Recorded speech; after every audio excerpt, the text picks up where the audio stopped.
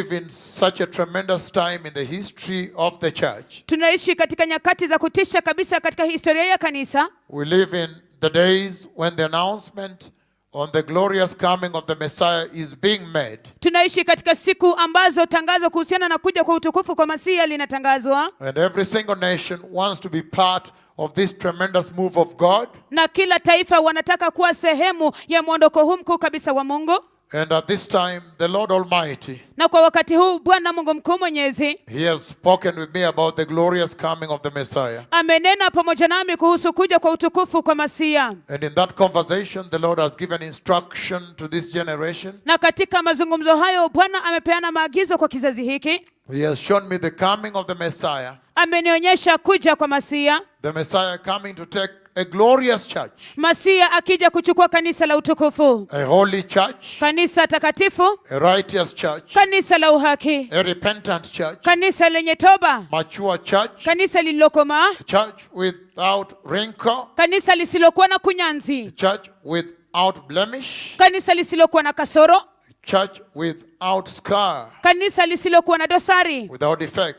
Lisilokuwa na waa. And yes, we agree that Jesus performed an excellent job on the cross. Na ndiyo tukubaliana ya kwamba Yesu alifanya kazi iliyo bora sana msalabani. So he's really worthy of all our effort.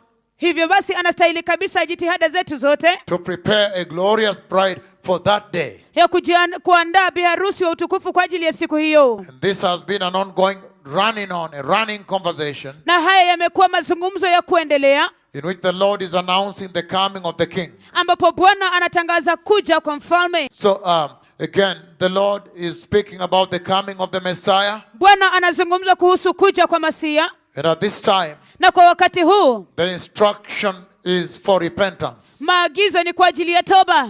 That the nations may turn away from sin. Ya kwamba mataifa yapate kugeuka toka kwa dhambi. And honor the Savior of the world. Na kumheshimu Mwokozi wa ulimwengu. I have seen the Messiah coming for his church. Nimemwona Masiya akilijia kanisa lake. And the church I see him taking. Na kanisa ambalo namwona akilichukua. Is a glorious church. Ni kanisa la utukufu. It was on January 15th. Ilikuwa Januari tarehe 15. The year 2017. Mwaka 2017. When the Lord Almighty in that vision lifted me up above the earth. Wakati Bwana Mungu mkuu mwenyezi katika maono hayo alininua juu ya dunia. And while there instructed me to look down and I saw the surface of the earth. Na nikiwa pale akaniagiza niangalie chini nami nikaona udongo wa dunia. And at that moment he made me look down there. That was the exact moment of lift-off.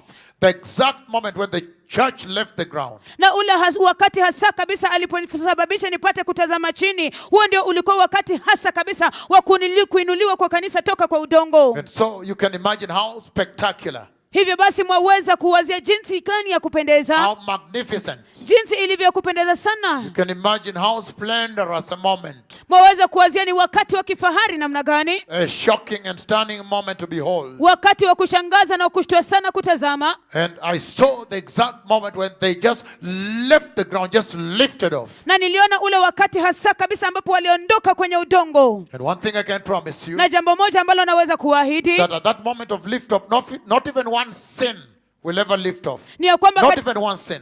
Ni ya kwamba katika wakati huo wa kuinuliwa juu hakuna hata dhambi moja ambayo itainuliwa juu. That's why we've launched such a barrage of effort to make sure that the church is perfect. Ndio sababu tumetengeneza kikosi kikuu kabisa cha namna hii cha jitihada na bidii kuhakikisha kwamba kanisa ni kamilifu.